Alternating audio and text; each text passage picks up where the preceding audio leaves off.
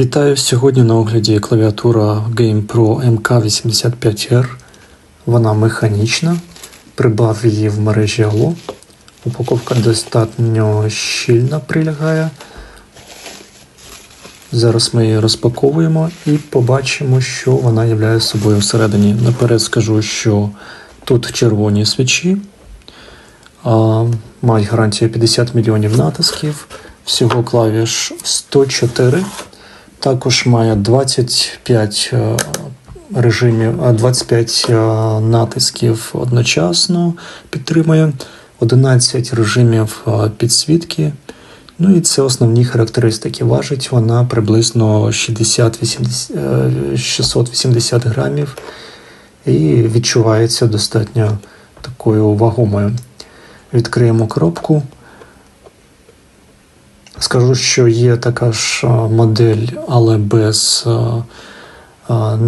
укорочена без цифр. Я придбав повнорозмірну, тому що по ціні вони однаково.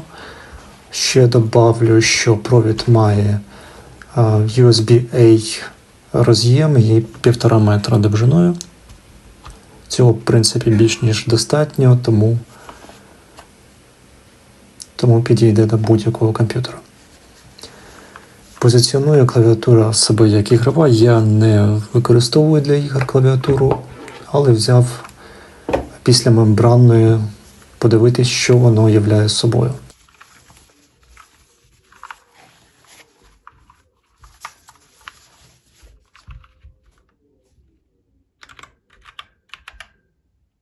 Одразу скажу, що натиски приємні, але дуже відчутний металевий дзвін.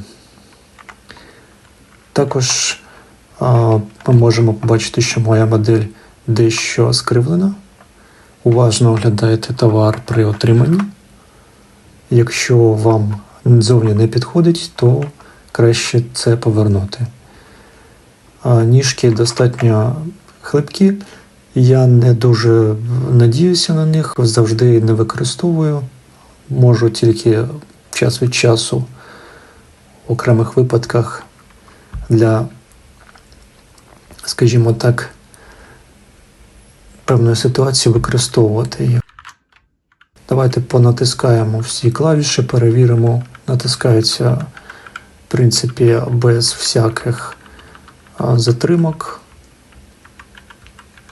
Сам по собі звук непоганий, приємний, але цей дзвін металевий показує, що клавіатура бюджетна і немає ущільнювача достатнього, щоб ізолювати металеву пластину від контакту з клавішами.